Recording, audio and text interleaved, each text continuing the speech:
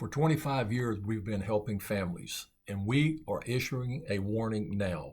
The best place to train up a child is in the home, not out in the world, I promise you. Our goal, and this has been the same goal now for come January 25 years, and that is for parents to want to be parents again. Happy families is what we have been about all these years because I saw some very sad situations when it came to parents. Now, for nearly 25 years, that has been our passion for helping families find peace and purpose through strong, intentional parenting. We believe happy families start with leadership at the home and no place else. We can try to do it all these other places, the classroom, the church, and they're all good, those places. But there's nothing like schoolhouse in the world, and that's mama's house, which is why we're urging parents of the children that are 10 and below to start training their children now rather than later. And I'm telling you, if they wait too long, it may be almost an impossible situation. Now, I think it's important that you know who you're listening to, that you can trust us. Guys, I promise you, we are not trying to get rich helping you. Mr. Denver has been with me now almost 15 years, but because he made a difference. And I believe with all my heart, this man can help your kids and you become the parent that they need you to be because the world is pulling these kids in 100 different directions or more. And so, It'll be 16 years in December. 16, there we go. And he has the same thing I've got, and that is a passion to help families enjoy parenting again. He happens to also be a retired Navy man who spent a lot of time defending our country. Hoorah, Navy. Hoorah, you're right. And I know something else about Mr. Denver. He doesn't like to lose. And we're not going to start this weekend. We are here to help you. Now, it also helps Mr. Denver to see all of this teaching from another perspective, not only from a dad's perspective or a granddad's perspective, but from a master's degree in family counseling. He really didn't need that degree. He got it for one reason, so he could know exactly what the outside world is doing to our families and keep us from falling into that trap.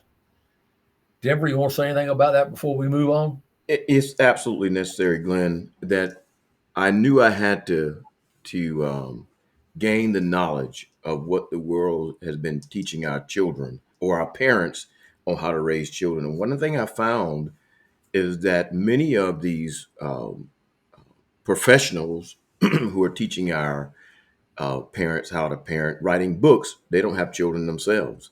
Many of them don't have a clue of what they're doing. And so it's difficult for a parent who is looking for information and they read in a book that this is the way to do it, and then it becomes counterproductive in their process of raising their children.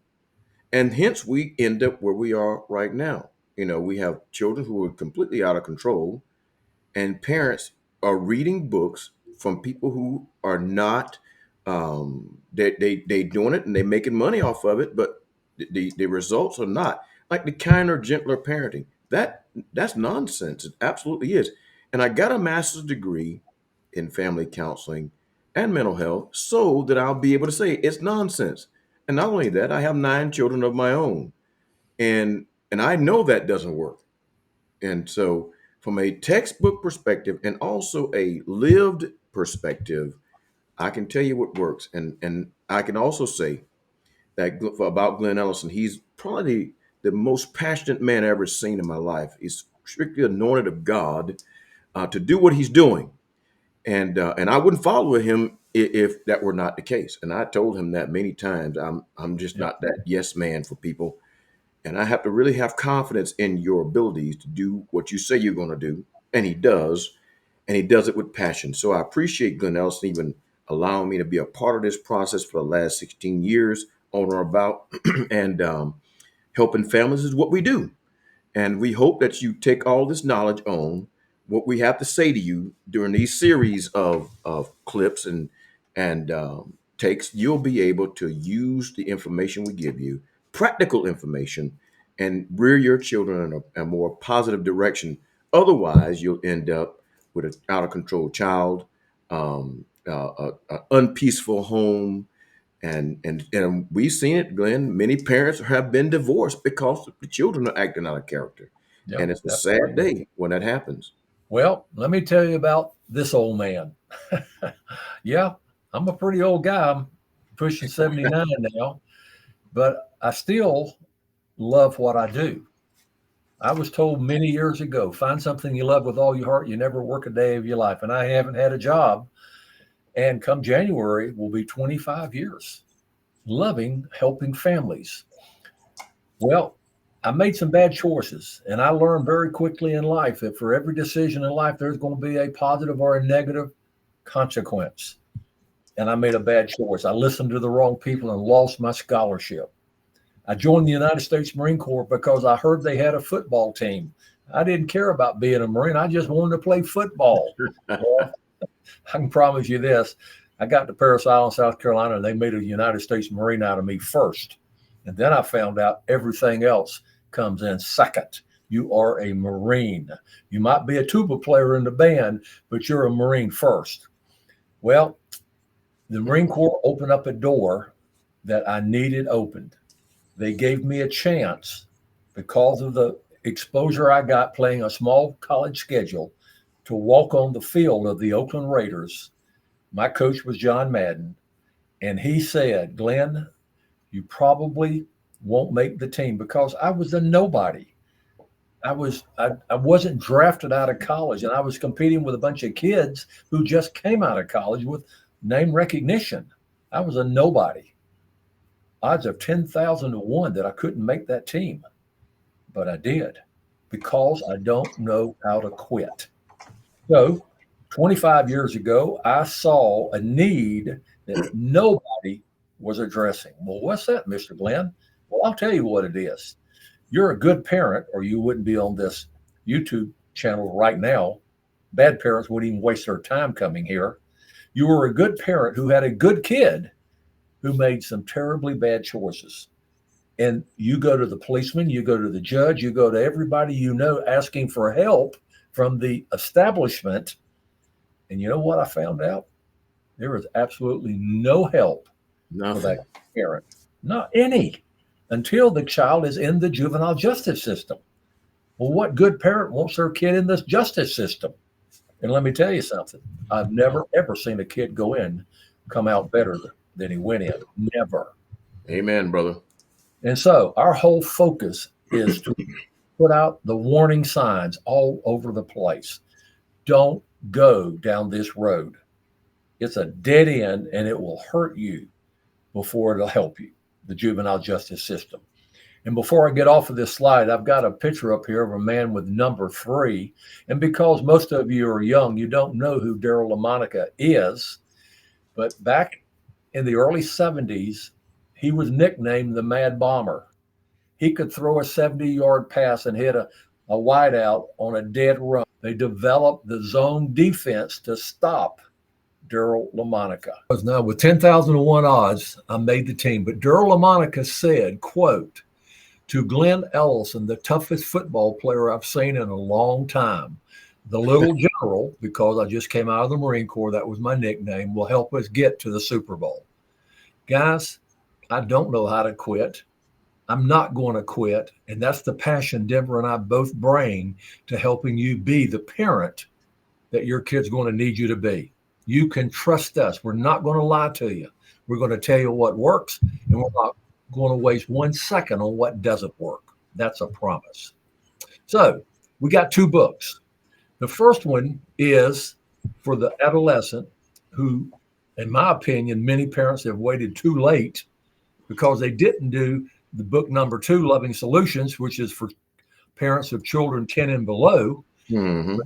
you're already in that adolescent stage, you need to get this book and take this training because I will coach you through the whole process of turning this behavior around.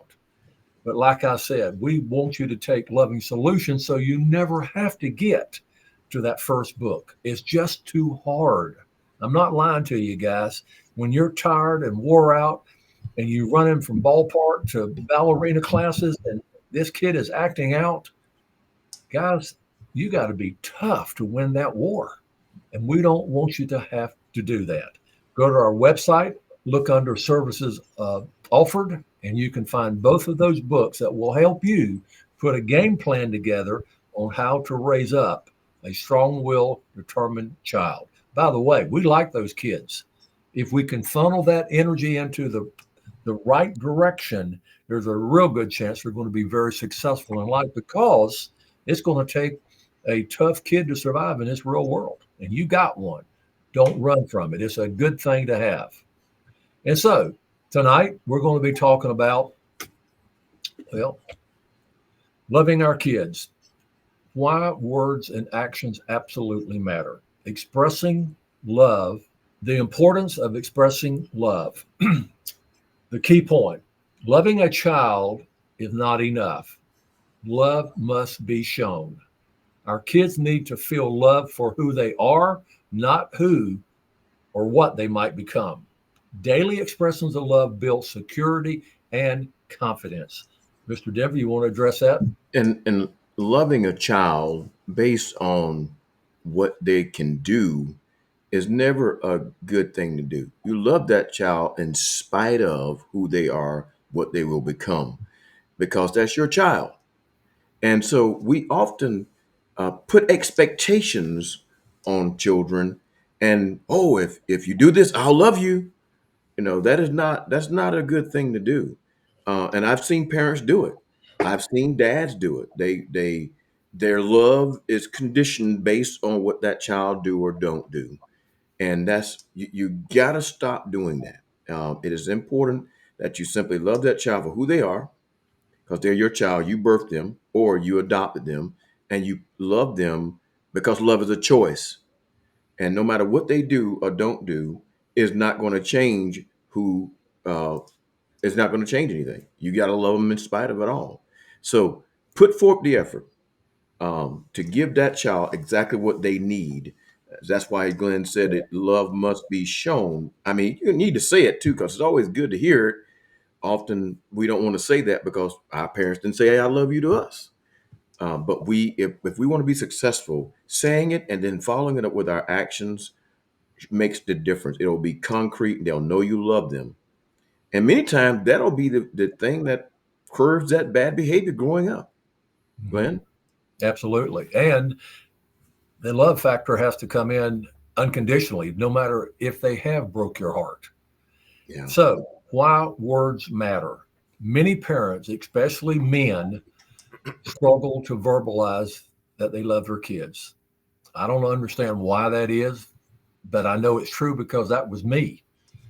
Saying I love you reassures our kids of their value. Words provide emotional clarity and affirmation. Hey, I know you messed up today, but I still love you. I will always love you. Denver? And you remember, Glenn, when I was doing my master's degree about 10 years ago, I don't know if you remember, but I did a group for men because I Mhm. noticed that men were that was coming to us with their families. They were just emotionally detached. And the professional term is emotionally cut off from their family. And I did this group session with these men, and many men were brokenhearted over different situations regarding their children, their wives, and they were emotionally cut off from their family. Therefore, they were not effective. They could not be effective in leading their children, nor their wife or family. They were not. They were just not effective. But after that, we gave those men a place where they can heal and discuss issues that they have had, and gave them a non-judgmental area where they'll be able to confess their issues without being judged, and get and have find healing in the process. And so, it's very important. Like I said, words make a difference. And these men were not able to look their child in the face and say, "Hey, I love you, son." They couldn't do it because not that they didn't love their child. They loved them. They didn't know how to verbalize it. It was too difficult for them to grab their child and say, "I love you," give you a hug, and then they'll give them something, and they said that tells them I love them. Well, not all the time. Your presence and presence mean everything. It's not just being in the room, but you're actually attentive and presence in that child's life as well as the rest of your family's life. That lets them know that you're in tune with them and you're watching every step that they make in life and that you care. And whatever you pay attention to is what you really care about. Whatever you attend to is what you really care about. And that's the action. And children don't need a whole lot of stuff. I didn't give my children a whole lot of stuff. I gave them love and I gave them attention and I talk with them and I share my heart with them. And so that's all you really have to do. But most parents can't do it because they don't have they're not emotionally mature themselves. And many men that I know are emotionally cut off. Glenn? Yes, absolutely. Well, our kids today are now focused. They don't understand delayed gratification at all. Children live in the present, not the future.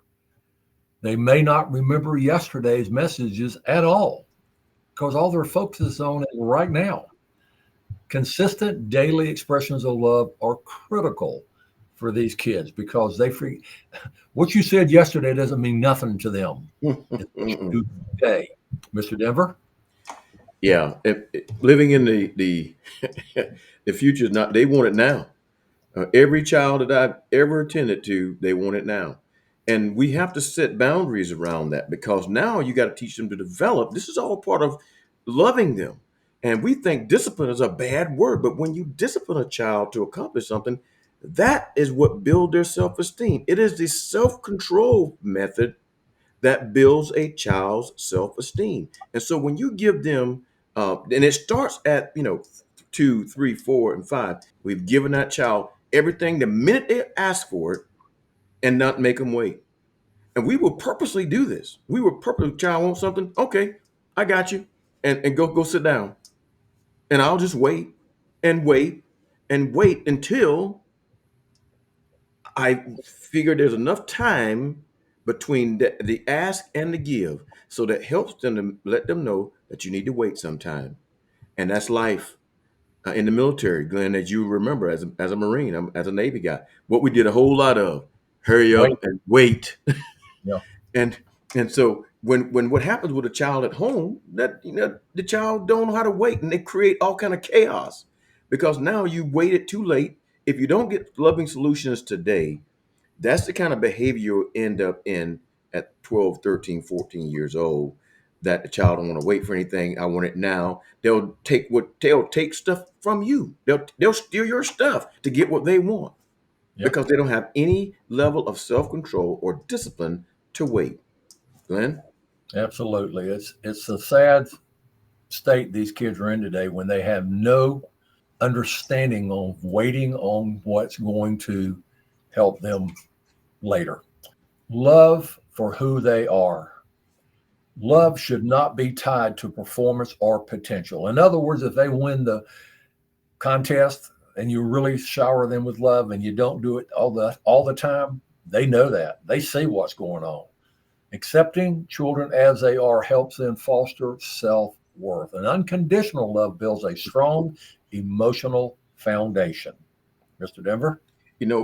Glenn, I've never, with my children especially, I never gave, like, if you did something great, I never gave like a big attaboy right up front, and I never showed any type of real high pitched emotion and any of that stuff. I would simply say, "Good job, son or daughter," and keep it moving.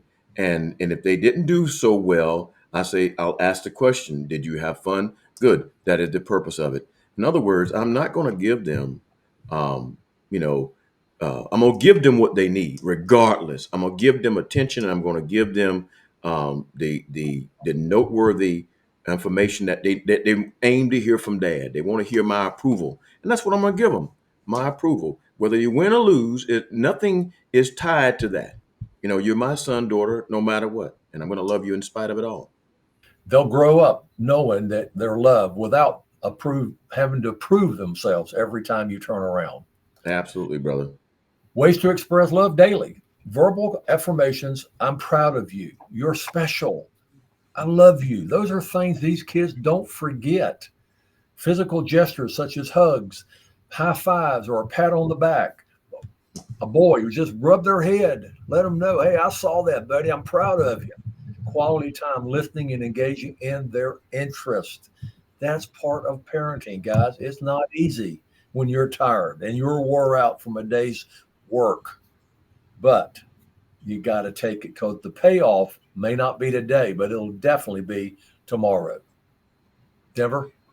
Glenn, with that said, I thought of this instance one day when I was home. I was laying across the bed, and my I had a notion to call my three boys in. And I said, "Hey, come here, boys." My last three out of the nine, and I looked at them dead in the eye, and I said, "Boys, I'm proud of you." And then my baby boy, he looked at me. He said, "What for?" And I said, because y'all mine. In other words, I affirmed them. I gave them affirmation. They're my boys. And nothing's gonna ever change that. And I let them know this. I mean, you may do some things I don't like. You may, do some terrible things that I don't like. I'll tell you you're wrong and I will not go along with it. But my love for you will never wane because that's what a father's love and a mother's love is all about. Loving in spite of. That's really what it boils down to. Glenn? Absolutely. And this past weekend, my wife and I got to spend time with our kids and grandkids. And before we left, I told every one of them how proud I was of them and their accomplishments and that I loved them.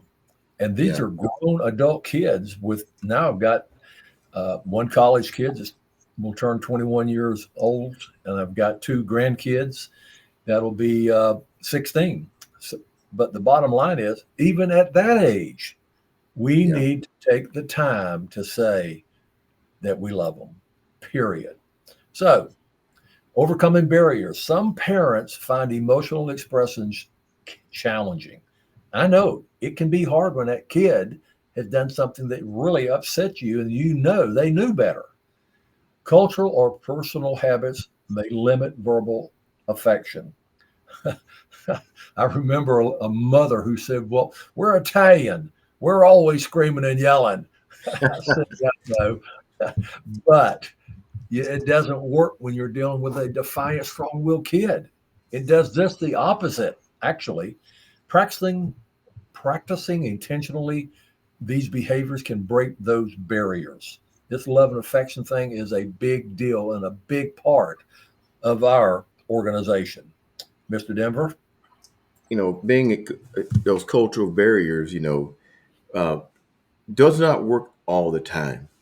Um, and this is why, with the Parent Project and Loving Solutions booklets, it's across the board. It goes beyond cultural belief system. It is a standard process that will work in any environment because love is a universal language. And how that person needs to be loved is what our job is to do. Our job is to figure out how to love that child. And if arguing at home, or if that's your cultural thing, to argue and debate and speak loud, that may not work for this child, especially the kind of child we're talking about. And we're talking about specifically an oppositional child, a child who is strong willed and completely oppositional, and nothing that you do or say can please them. But that's why you set a standard. You set that basic standard on how to deal with that child successfully. And that really is how it has to be done. So you've got to be willing to bend and change everything about you to get that child where they need to be. And I want to say this, I mean, because we certainly believe in prayer. You know, there's many things that you can do naturally, but the heart has to be changed. And so that's what we always encourage our parents. Also, if you're a praying person, certainly pray for your child too. That heart needs to be changed because, you can probably do everything we're telling you to do out of mechanics. And it may work for you for a season, but did it constitute a real change in that child? And that's where we're really trying to get you to. We want that child to be successful, not at home with you, and when they leave home, we want that child to be successful. So the basic tools we teach you is really geared towards helping that child grow up into a productive adult, one who can carry their own, having a work ethic, doing what they need to do, not because they're being watched, but because they have developed certain internal skills to be who they need to be. And so, and parents, you're largely responsible for this. You cannot get away from your part. You gotta be willing to stay in the fight when your heart is hit, so that you'll be able, and don't quit, so that you'll be able to accomplish what we're trying to tell you. So I hope you look at these series and pull from it what you need, because you may not need everything, but you'll need many of, especially the love and affection. You will definitely need that, because that's across the board. Absolutely. Glenn? Absolutely. Daily love shapes a child's heart. We don't know who made that statement, but we do know there were a child psychologist. They emphasize Mhm. daily love expressions, and there's a lot of ways to do it. I know my dad didn't do it. He said simply, "Your feet are under my table. That proves I love you." That was it. Consistent affection Yeah. supports emotional and mental health. Small, regular gestures have lasting, I mean, lasting impacts. So, practical tips. How do we put all this together? Set reminders to say, I love you daily. We have a parent, I'm in control chart that we use in our organization where the parent does exactly what you're seeing on this board. It's more extensive than just these three, but write these notes or leave small tokens of affection. We say sticky notes, put it in their lunchbox, put it on the uh, refrigerator, put it in the bathroom on the window, the mirror. There's all kinds of ways, but you got to be present. Put away all distractions during your family time. Don't let that phone take that moment away. Mr. Denver? Kind of go back to the last slide. I want to, the little things does matter. How you deal with those issues, you know, those, how you say a thing makes a big difference on the outcome. If a child did something and they didn't, do it up to your standard, thank them anyway, and then pull them aside and say, "Hey, let me show you um, how a better way of getting this done. But I appreciate your effort." In other words, you are affirming that they did something, and they want credit for that. But there's a way to say everything to not break that child's spirit. Otherwise, if you do, then they won't try again. You got to give them something to go on. And that's why thanking a person, showing appreciation for those efforts, that tells a child, "I love and appreciate you for all that you've Yep. done." And so, and even now, and if they didn't do up to the standard, then that's what you call, you let them relish in that moment and the thank you and the love and affection. And then pull them aside and say, "Hey, this is my expectations here. This is what I want from you." Give them the opportunity to make that correction. Glenn? And being present is probably more important. They know that you're listening, they can see that you are paying attention, and they don't forget that. You Mhm. have to be involved, period.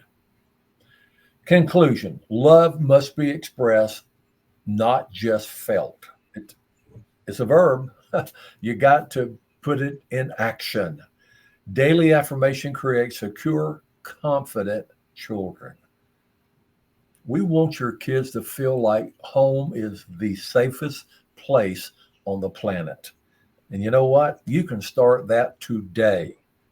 Tell your kids they are loved every single day, even when they mess up. I'm not happy with the decisions you made today, but I do know this: I'll never stop loving you. Now get your butt to bed. No, It's funny that one of the things that reason why children rebel is because they don't feel safe. correct. They don't feel safe around at home, and so because they don't feel seen or heard.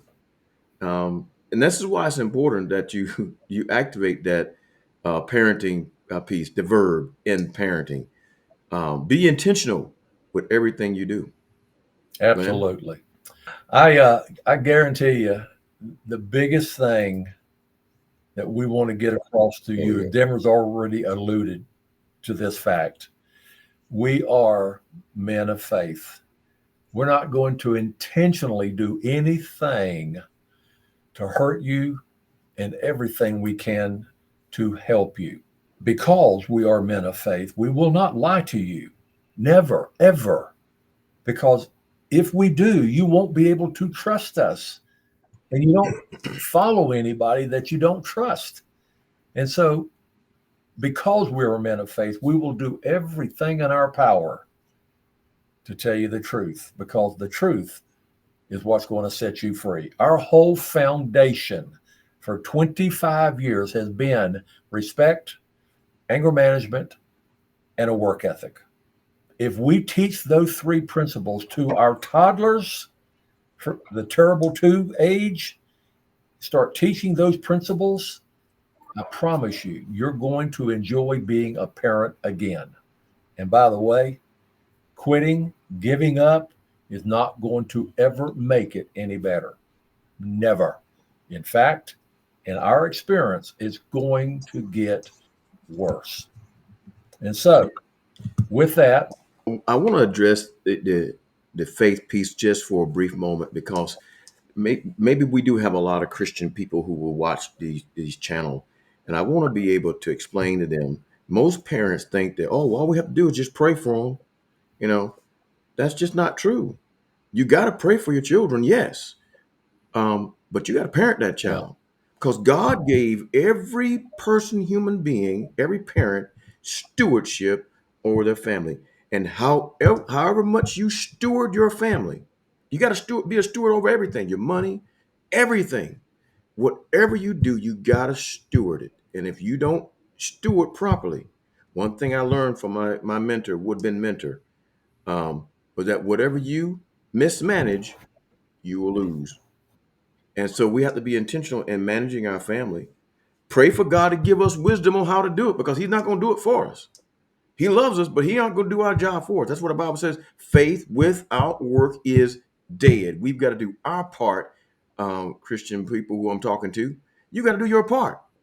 And the loving solution gives us practical things to put into place that will help every parent across the board rear that child in a way that is positive, and if you're trying to lead them to Christ, that's the best way to do it because now you're showing the love that God has for you, and you're putting it in that child. So it's very important, parents, that you are intentional with your every effort that you do towards that child. And remember, whatever you mismanage, you will lose.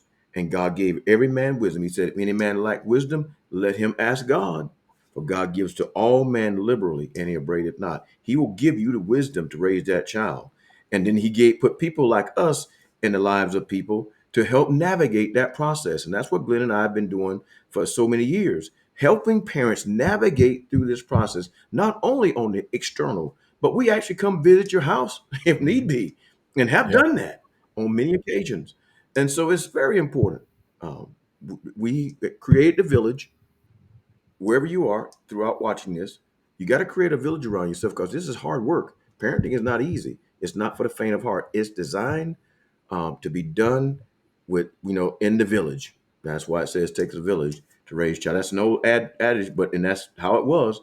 As a child, I growing up, I remember that's what would happen. If you get messed up down the street, the neighbor would come and, whip your hind parts and then tell your mom and dad she did it or he did it. And then you get another whipping from mom and dad for embarrassing them with the neighbor down the street.